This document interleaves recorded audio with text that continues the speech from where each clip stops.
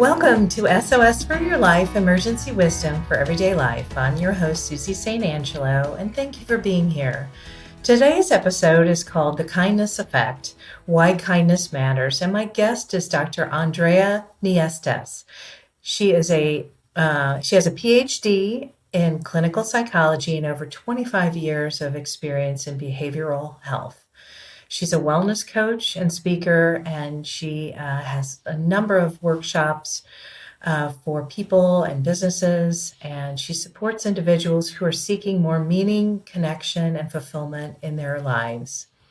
I hope you'll stay tuned for just a really fun and positive podcast conversation. This podcast is for you if you want to change something. Maybe it's your career, your health, maybe it's your mindset or another aspect of your life. And you might wonder if this is the right stage or age in life to make that change. And maybe you don't know how to start. Well, keep listening because you're going to find one or two steps that'll help you move that needle. And it's a simple step or two.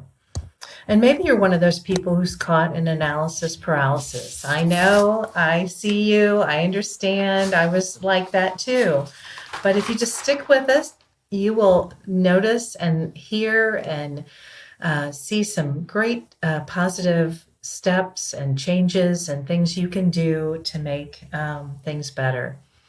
Remember, you can like, share, and follow my podcast, and you can find me on LinkedIn, Facebook, Instagram, and you can find this podcast on YouTube, iHeart, Amazon, Apple, and Spotify platforms.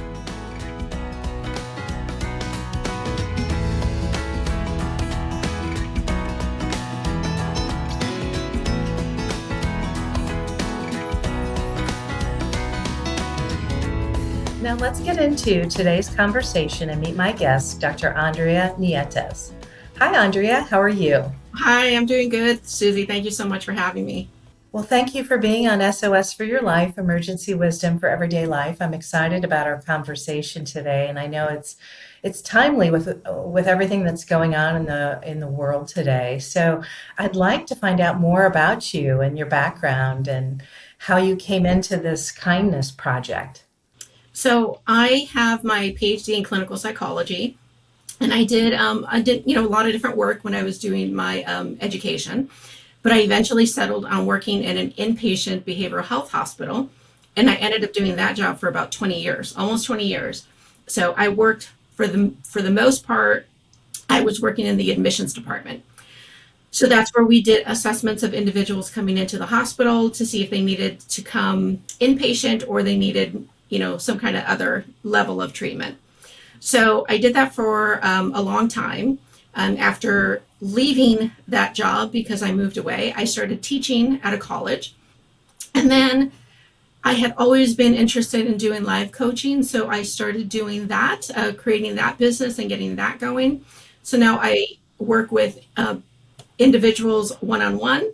And also I do a lot of workshops as well. So a lot of workshops that are really centered around wellness, so kindness being one of those wellness topics, mental health education, and really looking to work with individuals who are tired of just surviving and getting through life and every day same old, and they're really looking to be more fulfilled in their life.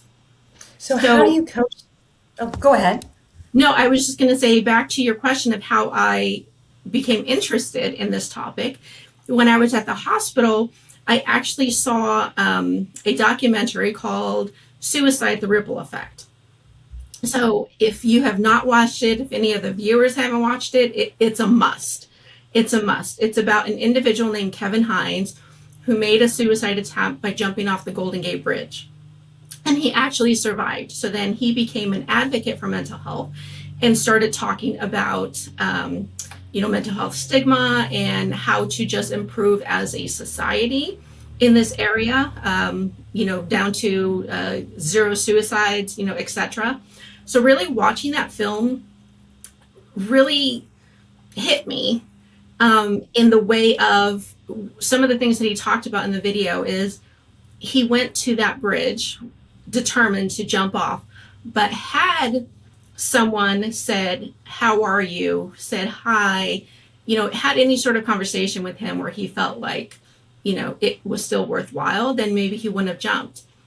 And so that just got me thinking to what are all the small things that we do every day that could affect someone else, negatively, and we're kind of compiling onto a negative day or negative period of their life that they're having and we don't know, or positively. And if they're going through something negative, what kind of change could that one little thing make for them? So that's kind of where that whole idea of kindness came to me, and so I've been sort of exploring that topic ever since then. Hmm. And did you start an initiative called Kindness to the Community? I did. I've started a few different initiatives, and so really, kindness to the community kind of just encompasses any sort of goodwill, volunteering, donations, anything like that that I do. So there's a few initiatives that I started. So one of them I call the kindness baggies. So I have they're little baggies like this big that I get at the Dollar Tree, and I'll put just little somethings in there. So a little sample of something, a little sticker. So I'll buy these motivational stickers that have some sort of quote on there, something women's empowerment. So I stick a little goodie in there. I stick a little, I don't have them handy. I have these little cards. They're like the size of a business card, and they have little motivational quotes on them too. So I put one in there with some little fun confetti, and then a little tag that I've printed from offline that says, "Tag, now you're it. Someone did something kind for you. Now it's your turn." So I kind of fill those bags and I have them in my purse and I give those out to people. So someone who is there Just randomly. randomly. So someone, if I'm at the grocery store, someone who has just been particularly kind or helpful or good customer service, because unfortunately, good customer service is not always expected anymore, honestly. So if someone does provide that, I give them a little thank you. Or if I meet someone who seems like they really need kind of a little smile or brightening of their day. So yeah, I always carry those around with me. And what's the response to that? It goes anywhere from they're staring at it because they're shocked. They're like what is this? And so without even opening what's in there, they're like, "Oh my gosh, you made my day.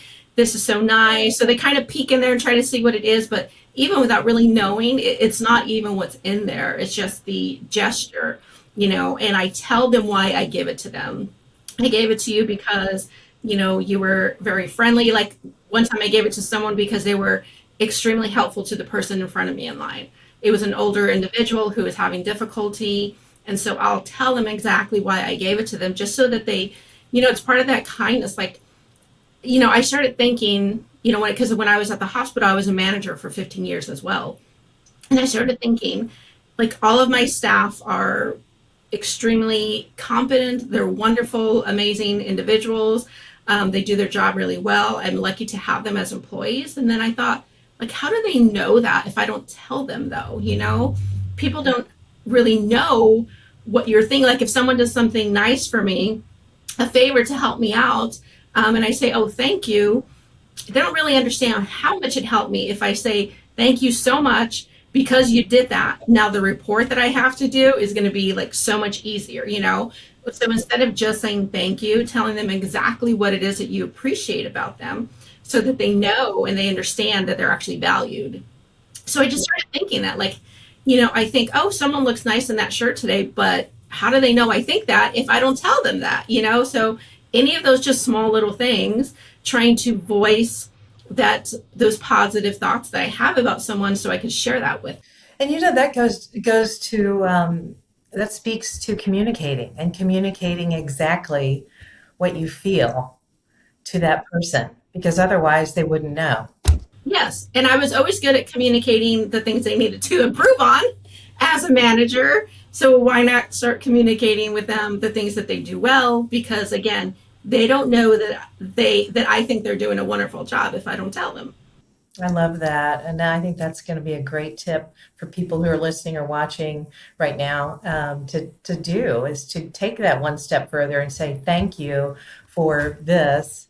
Because of that, I can, or, you made my day, or I watched you help someone else. Yes, and sometimes it's not even a thing or a word, because I remember times that, being in the hospital setting, working in admissions, which is pretty much like a mental health urgent care. People are coming in crisis, suicidal, psychotic.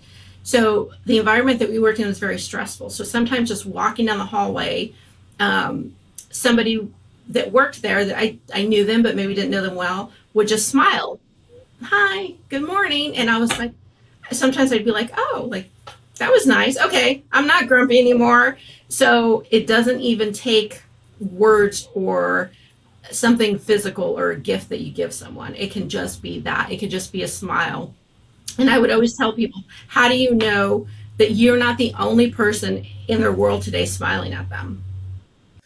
Yesterday, I was at the gym and I started my day on a mat to do some core work. And I don't normally do that. So I know I was meant to have this next experience. And this gentleman next to me was older, probably by, I'm going to say 15, maybe 20 years older.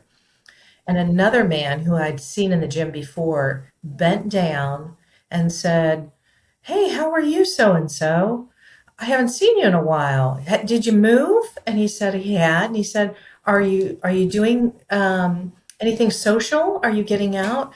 "No, I'm not."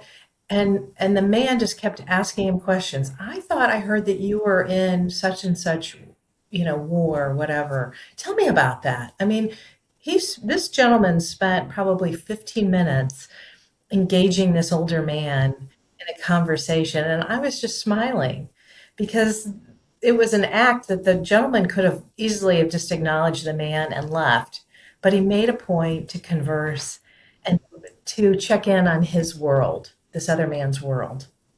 And it touched me.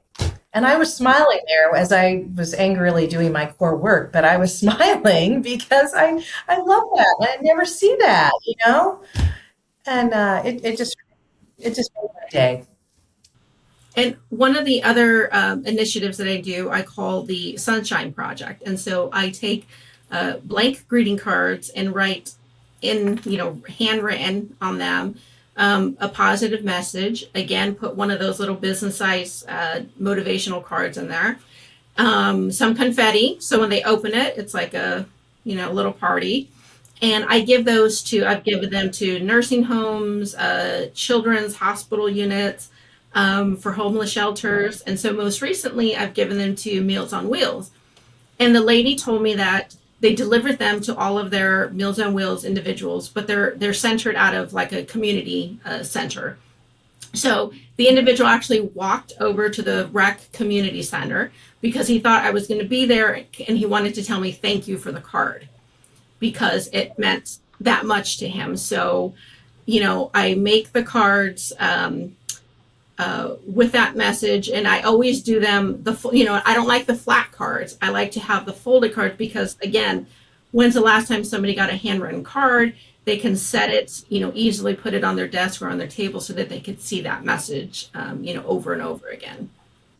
It's so funny because I can relate to that. My grandchildren, I saw them last night and they said, "Did you get our card?" And I said, I know it's coming because I get to see what mail I'm getting via email. And so I opened it last night and it was all handwritten with drawings. And it meant so much more to me that today I actually sent them a text and said I really appreciated what they did and to keep the handwritten cards coming. That I like that so much, but that is so rare for them to do that. And I said I put it in a very prominent place in my kitchen so I see it every day. I know. I mean, especially nowadays, it's a lot less common. But because of that, too, because it's not as common, people are doing more electronic, whether it's email or social media. One thing that I do for myself when I get kindness from other people, so people will post something on social media or send me like a private message. And so what I do on my phone is I actually screenshot it. I screenshot it and I save it, and I created a folder in my phone, and I titled it "You Are Worthy." So in alphabetical order, it comes at the bottom. So anytime I want to look at any of those, I just scroll to the very bottom. It's on there, and I see a screenshot of messages that people have sent me. So anything that they send me that makes me feel good, just like I try to do for other people, I capture that in a screenshot and I just like compile them. It's just an amazing thing. Just like you said, you put the card up prominent so you can always see it. And even if I don't scroll them very often, like I know they're there. And when I received it, it gave me that feeling and made me feel good. That's a modern day take on kindness. And when I was in banking for a long time, and I'd get thank you notes, whether I took a client out for dinner or I took them out for lunch or I offered them tickets to something or I, did a loan for them. I'd get these handwritten notes and I'd just stuff them in a folder in my desk. And periodically when I was having a bad day, I'd go retrieve them to go, okay, I'm not so bad. It's not so bad. But you're just showing the modern day version to do that. I mean, it really is so simple. And, we need to be kind to ourselves. And I guess my question is, how has your own relationship with kindness evolved over time? It has evolved because I um, as a manager, I was very, I don't want to say strict, but I was very, firm, and there were rules, and especially working in the environment, safety was a top priority. Documentation for insurance purposes was really important. So there was really a lot that we had to, stick to, and I had to make sure the staff were doing accurately. So yes, I was a little bit hard nosed as a manager, still trying to be kind. So it really did evolve for me from, first watching that documentary and sort of, taking that and wanting to do things a little differently. Another experience I had was when my dad became ill and he was on hospice. So then I was going to be taking some time, like a few weeks there, a few weeks back home, because my parents live like 4 hours away from me. So I was going to be doing like a split thing because I didn't know how much longer he was going to be on hospice for. So I talked to my boss about it, who was, completely amazing and fine with it. And he said, well, just talk to HR. And I said, well, I know what HR is going to say. I have to use my vacation time, my PTO, He said, just talk to her. So I went to talk to her and she said, well, I've seen you when you're over there, on taking a day off to be with your family, and you're emailing and you're doing things, because I was salary. I wasn't hourly. And I said, I know, but there's certain things I have to do and get done, and I'm the only one that can do them. And she said, you know what? You work your salary, you work 5 minutes, you work 8 hours, that's a work day. So if you work when you're gone, you don't have to use your PTO. So you can work a little bit, you can, get some more work. She says, but any day that you work is not a PTO day. And I was just like, by that point I had been working there probably like, I don't know, 16, 17 years. And so just the fact that they were willing to do something that kind of didn't follow company policy, that was just taking that extra gesture to be kind to me in a period where I was having a difficult time, personally, knowing what I had contributed and everything that I'd done for the company and how hard I worked, so that really meant a lot that they were acknowledging that in some sort of way, and giving me something that I didn't really technically was supposed to get or earned. And you weren't expecting any accommodation either. I wasn't expecting it at all. Like I said, I told my boss, like, I'm not even going to talk to her. I already know I have to turn in my PTO.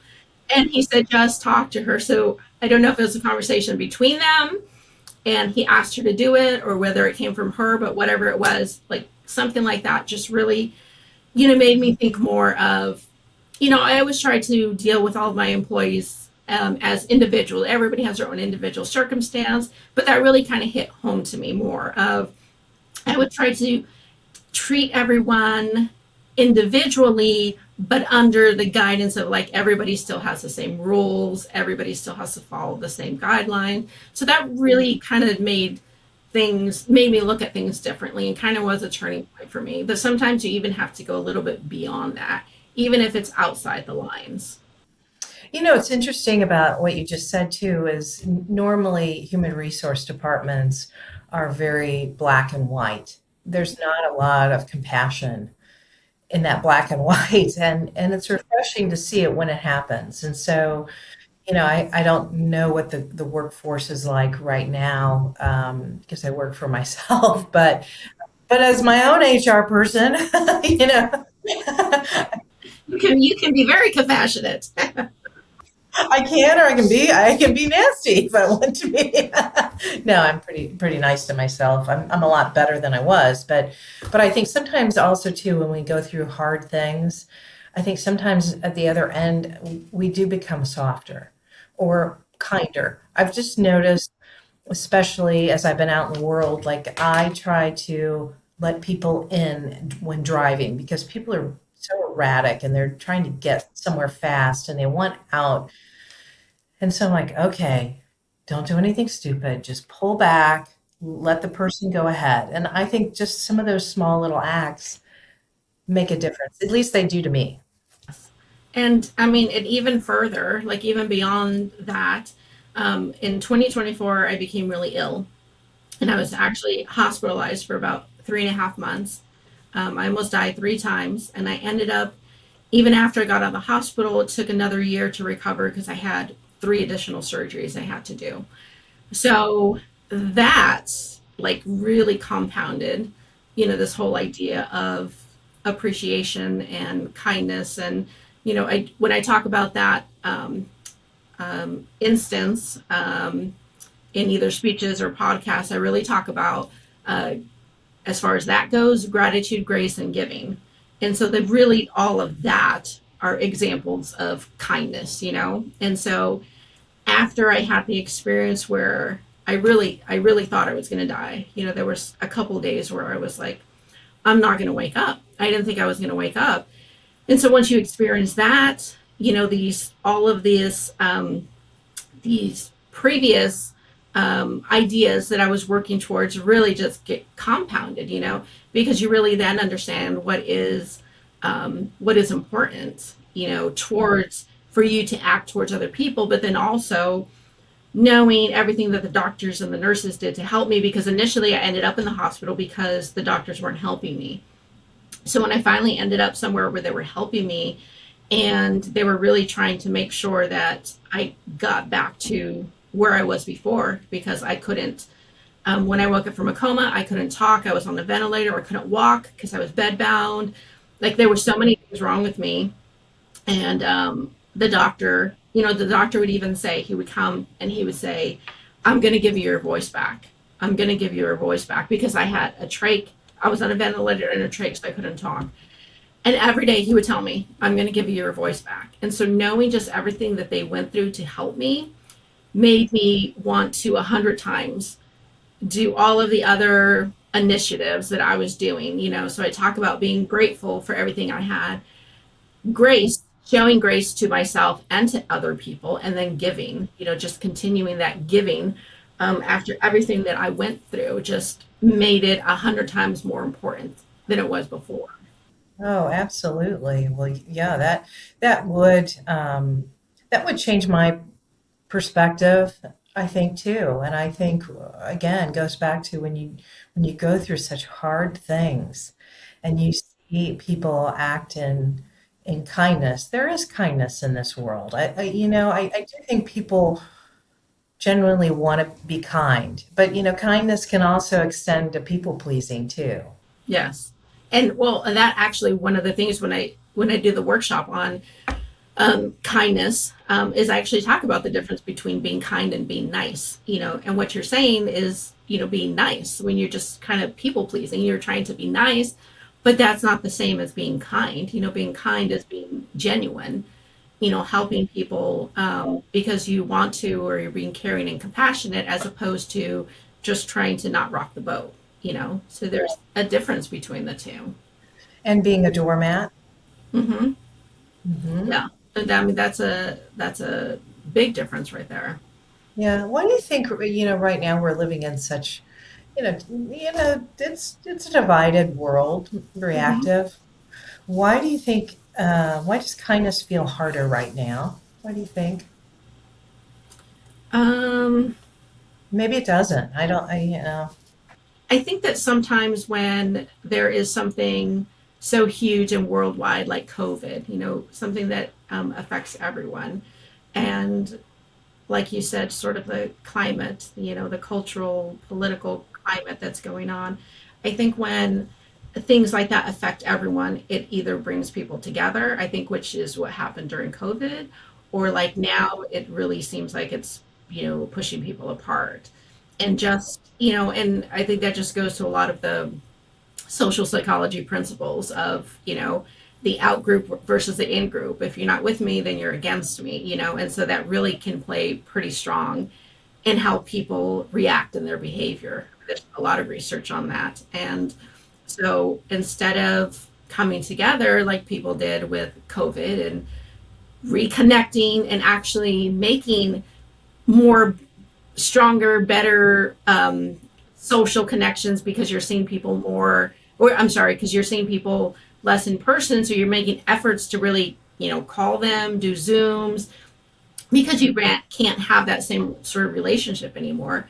Whereas now, when there is that division, it's really then you try harder to hold on to you and what you have, and if you're not like me, then you know I don't care. You're stupid. You're wrong. Whatever the case. So um, it just really kind of adds to that. And when you're feeling that way, when you think, oh, this person is not like me, they don't deserve it, then it's easier to say, well, I'm not being nice to that person. I'm not going to be kind to them. Well, and I think, with social media, you're getting thrown a bunch of stuff as often as you're on it, you're being thrown an opinion. And I noticed a few years ago, I really just tried to delete anything that was negative, anything that really just didn't help me forward in my life. I just sort of said it's not me, and I can't I can't control it all. I mean, I get personal people's opinions on things daily, but at least I can control what I decide to subscribe to and watch and listen and all those things. But can you tell us, back to mental health and kindness, Andrea, can you talk from a mental health perspective? What actually happens to the brain when we practice kindness? So they have actually done a lot of research on this. So what happens in the brain is that it activates so many chemicals and neurotransmitters that have a positive effect on your body. And so I actually have a list because I wanted to make sure that I actually spoke to each one of these. So this research has shown the science behind kindness. It actually increases your oxytocin, which they call the love hormone. So it makes you feel warmer up towards other people, that connection. And oxytocin actually helps lower the blood pressure, reduces the aging process, increases people's self esteem, makes people feel more optimistic. So those chemicals in your body really have an actual physical effect.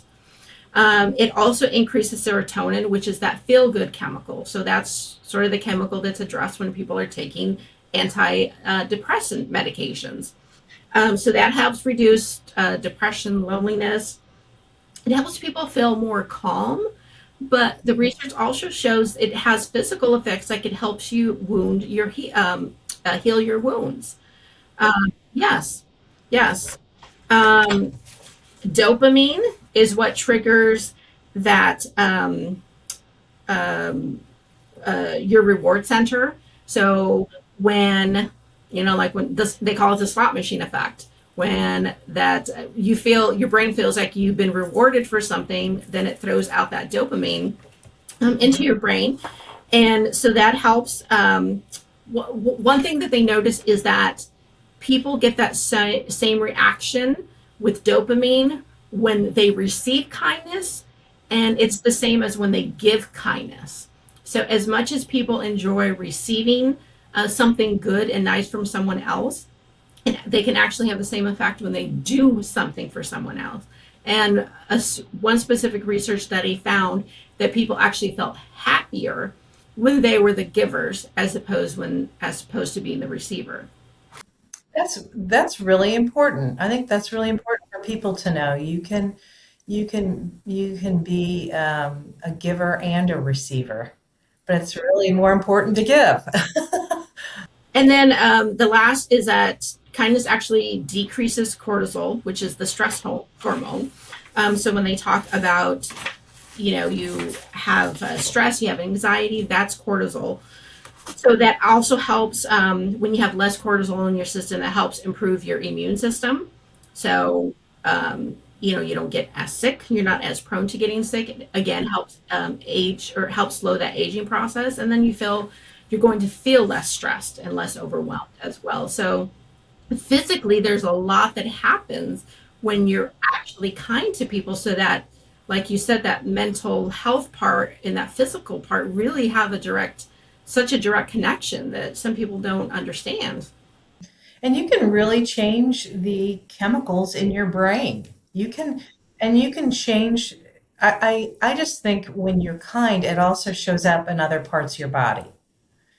I think it shows up in maybe your posture, your smile, your eyes, the crinkle in your eyes or whatever. I just think it kind of shows up that way. And people notice that. People are drawn to certain energies. Yes. And the other thing also is that kindness is contagious. So I had someone, so one of the, when I do my workshop on kindness, one of the things I talk about is a 30-day challenge, doing a 30-day challenge of one kind thing every day. And there's a few websites that I go to that actually have calendars for you to be able to do that. So I had someone do the 30-day challenge. And when I talked to her later, she was part of two different workshops. So I was able to talk to her on both of them, probably about 2 months apart from each other. And so she said what she noticed was it wasn't just her as the giver, it wasn't just the other person as the receiver. She noticed the phenomenon of the observer. So she had outside people watching, and they would get the same sort of reaction. And then that would sort of, pique their interest and like, ooh, maybe I should do something like that for someone. Like that was so nice to watch that I want to be a part of that. And so she noticed that it wasn't just two prong and that it was three prong, and it really kind of brought other people in to the example, and they became interested in doing something like that too. It shows you that a little bit can go a long way. One person's actions really can affect other people too. Yes. So not only is kindness contagious, kindness is teachable. So, like I said, I was taught by these life lessons along the way, sort of started the process and then had more experience that kind of added to that, then had even more experience. But the whole point is like you said, like you have to be open to it. You have to be willing. And so when you're open and you're willing to be taught, whether by a person or by life circumstances, then there's a lot that you can get. There's a lot that you can benefit from things that happen around you, as long as you know, I talk a lot about self-awareness and in my mindfulness and meditation workshops. So the more that you're just sort of mindful and aware of the world, gives you more opportunities to know where you can kind of jump in and do something nice for someone. If you're walking around like this, you're not going to be able to see what's happening in the world. No, you won't be open to it. I think the body language too. You just kind of, when you're closed like this, you're not really open to receiving. And I've actually been working with someone too who says, I'm a big giver, but I need to be able to receive too. And part of being received in that receiving is that feminine side of me. I need Oh, to yes. uh, Yes. more in my masculine because that's where I've been in my corporate world, and I've really had to rewire myself. Oh, and that's where, yeah, and that's where I was, because I, sort of learned to grow up um, early in my adolescence. So I was really grown up and I was really mature. And then I really kind of yeah, really kind of turned that, stoic, like I said, kind of hardcore manager. And so really kind of that's when I've been the big changes in my life the past few years ever since I got ill is having that different experience. Um, and there was something else I was going to say. Hold on. I wanted to come to me because it was really important. I do want to ask you though, regarding your workshops, are they in person, online, both? I mean, obviously my podcast goes out to a lot of people, so if people are interested in that.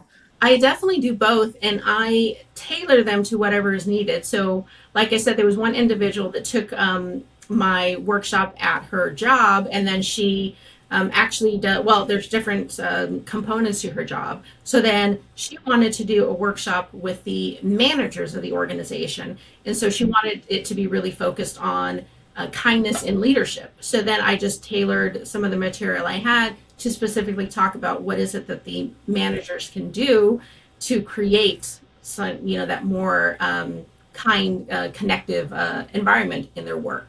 So I definitely tailor to whatever it is that someone is looking for. Yeah, I love that. I think there's kindness should be in all aspects of our world, but I hadn't really thought about that as a manager and a leader, but I will say this, I feel like the leaders I respect the most are the ones that have the most compassion and think of people as individuals and not as a number in a company, you know. So for people who are listening or watching, and they're going through a big life transition. Maybe they're losing a lot of weight. They're on some of these GLP-1 drugs, or they're going through a divorce, or maybe they've ended one career. They're not sure who they are, where they're going.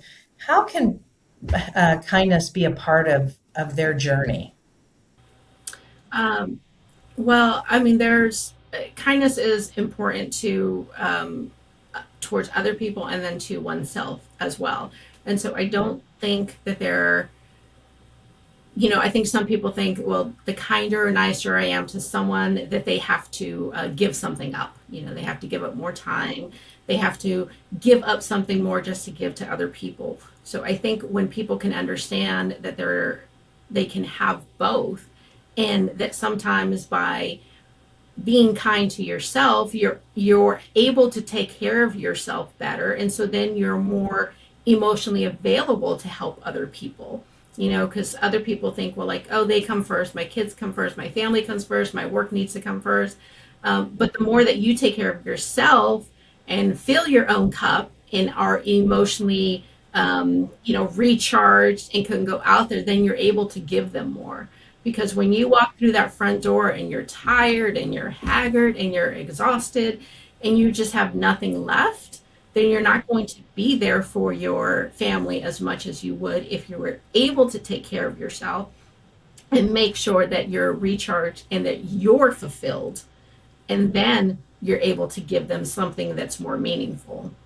But the word selfish always comes back, and it's something that as a child we were always told, don't be selfish, don't be that way.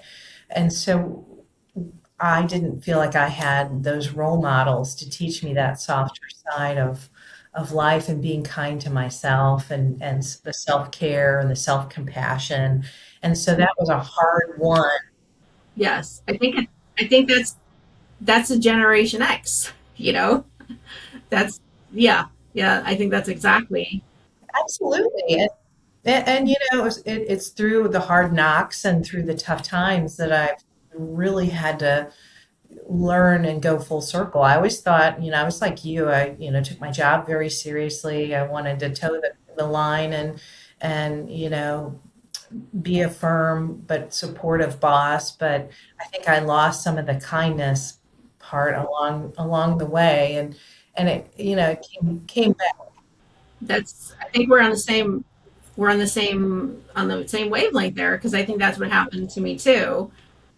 Yeah, and it's something I have to protect that though. I have to protect where I am now. As much as I had to be in that space years ago, I really have to protect that kindness bubble I'm in and that space because it is so hard earned and won. And I don't want to be taken advantage of or taken for granted. And so there's still a part of me that's still kind of testing this out. Like it is who I am authentically. I've always been a very kind person. Love dogs, love animals, love babies, all, grand people, older people gravitate to me, it's all that. But it is hard sometimes, and I wonder for you, for the busy person that's listening, how can they, what are some tips to incorporate kindness into their daily life, and how can someone like me protect ourselves, and keep in that kindness spirit? So I think that one of the important things is that, um, again, so for people to realize that they do really have to, I don't want to say, you take care of yourself first or most, but you really just need to look at how you can balance being kind to yourself and being kind to other people, and knowing that you're not being kind to someone by letting them just, steamroll you. Sometimes you really have to kind of look outside the box. So sometimes that tough love is actually being kind to someone because you're trying to help them be aware of something that is sort of, I've had to have the conversations with employees that they're sort of rubbing people the wrong way. People are not liking them. And so if I was trying to be nice, I wouldn't want to have that conversation with them. But if I'm trying to be kind, then being kind, I'm being caring and compassionate. And I want to let them know how other people are experiencing them so that if they choose, they can make that change so that they are not coming off to people in a certain way that they're not aware of. So, sometimes you kind of think outside the lines of what you think kindness is and what you think, niceness is. And so it's really having those boundaries with yourself and with others. And it really is, it's hard and that it has to be practiced. And so I think if people can understand that it's not going to happen overnight. And this whole, transition that I'm explaining for me was probably about 10 years, 10 years in the making of sort of learning things and, making these realizations and then sort of changing my behaviors and my perspective. So it's not something that just happens overnight. But as far as small things, I think that just doing things that are simple and easy and, just don't overthink it. I mean, it's really just the idea of like, don't overthink it. And somebody gave an example in one of my workshops that I really liked. And they said, it's just really just kind of out there and so simple. Like she says, you go to the restroom in a public place and you see the trash can filled with toilet paper, or not toilet paper, paper towels, and nobody wants to touch it. She says, and to me, that's a kind gesture. I get a clean paper towel, use a clean paper towel to kind of push it down, and then there's not a mess. There's not paper towels all over the floor. The next people after me don't have to worry about touching something they think is dirty and nobody wants to do it. But it's just those little kind things that you just think outside the box. That's not going to cost you any money. You just wash your hands afterwards. So it's really just those small things, and you don't have to overthink it, and you don't have to make a big deal. You don't have to make a plan. You don't have to go buy baggies like I do and stick them in my purse. It's just those small things. So I think it's a few things. And the workshop I talk about is the first is you just don't know what someone else is going through. So just keeping that in mind, and even that in itself will help you be more kind. It will help change your perspective. So even if people just take away that, you just don't realize what someone else is going through, can really just kind of help change that perspective. And the second is just looking at those small gestures, like just those very small things that don't cost any money, saying hi to someone, smiling, telling them your hair looks so nice today, just anything like that. So just doing those small things will help you feel better about yourself. And then you do them more often because it's that dopamine, it's that serotonin. You start feeling good, you start feeling better, and you're like, oh, that was easy, that was nice. And then it's easy to do it again after that. And it's just like any other behavior. The more you practice it, the more you do it, the easier it's going to become and the more ingrained it's going to be in your natural behavior. Yeah. Yeah. So after I left corporate America, I had my health issues too, and I had a trifecta, burnout of career, burnout of health, burnout of marriage. And so I really had to go on a different path, different lifestyle choices. And so I became a health coach. And part of mine is a holistic approach. The training I went was through IIN, which is a more holistic scope. And so that was the basis of this podcast, is to talk about all the different things that contribute to our health. It's not just diet and exercise, it's our social connection, it's our spirituality, it's our joy. And to me, this is a part of our conversation today, is joy, and being, being happy and joyful and kind to others and to ourselves. And so, I just so relate to this. And I think about all those little things. And I also think about integrity, the word integrity.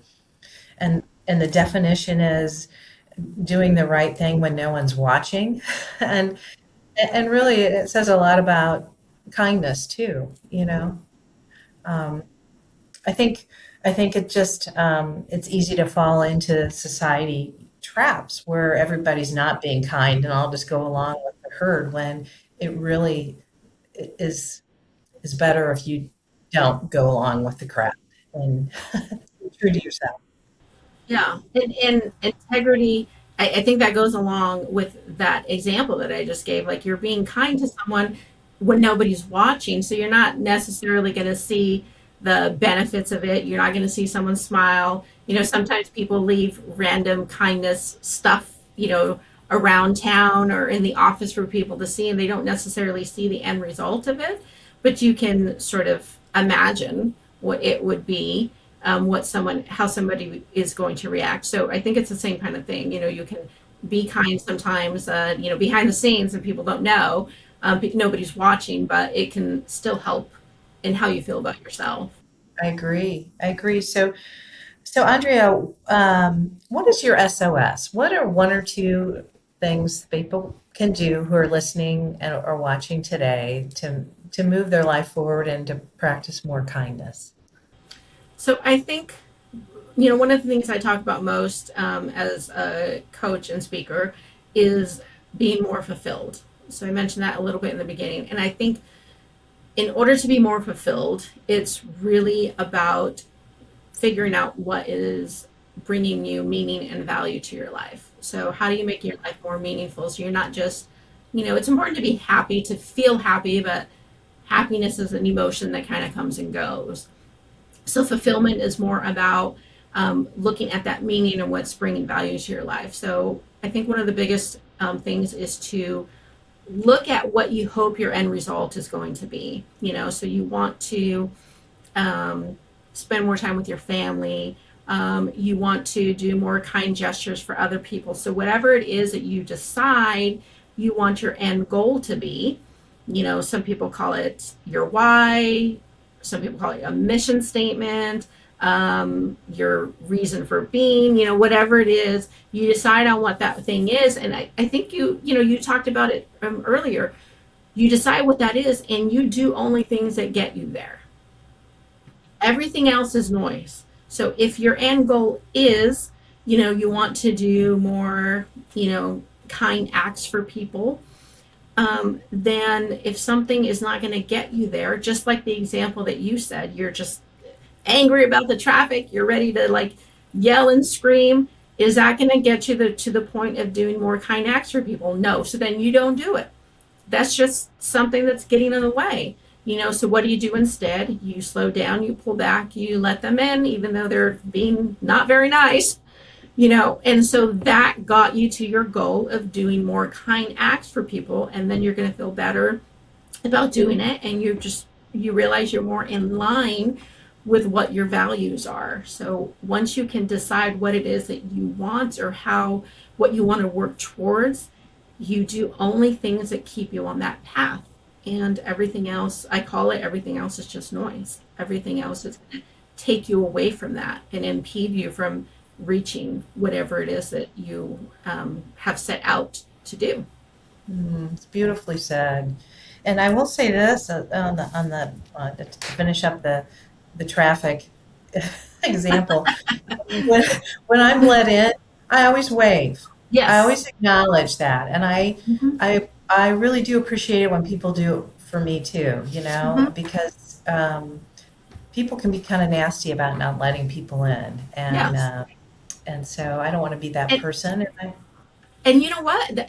I mean, that goes to the same thing about the giver, the receiver, and the observer. Because I actually notice that when I've known, because I used to live in San Diego, traffic, bad traffic.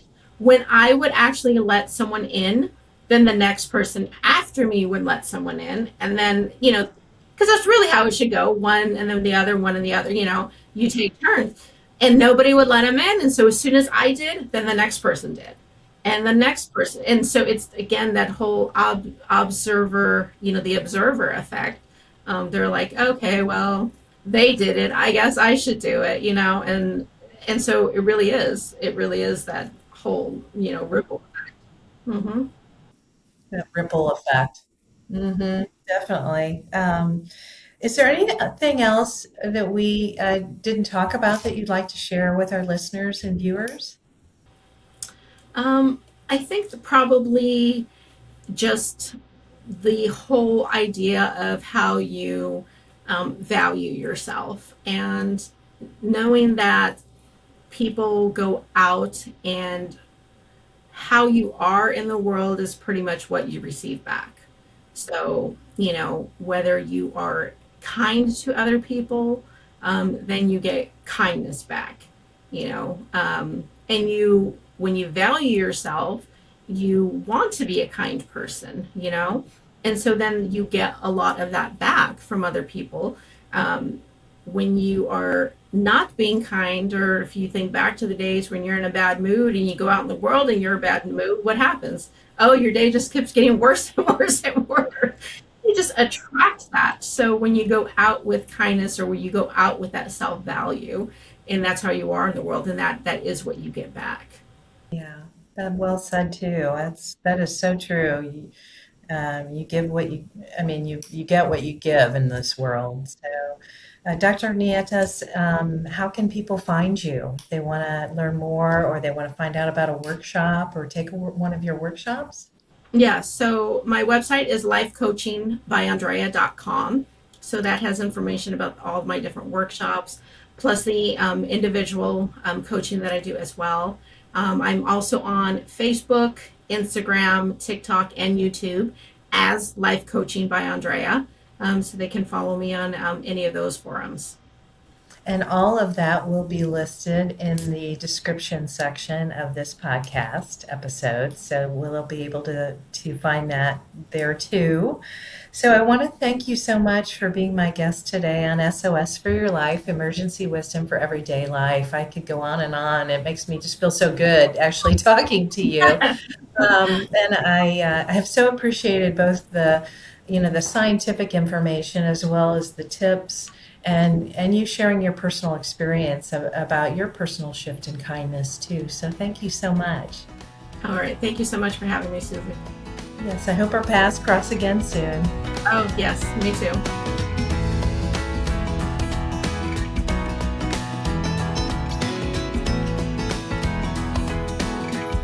Well, friends, sadly, that's all the time we have today. Thank you for listening or watching SOS for Your Life, Emergency Wisdom for Everyday Life. And thank you, Andrea, for joining me today. This episode was a really great conversation about kindness, and how kindness does matter. It matters in our little actions and the things we do without people watching. It's taking that next step. Maybe it's just a smile with someone. You just don't know what kind of day other people are having.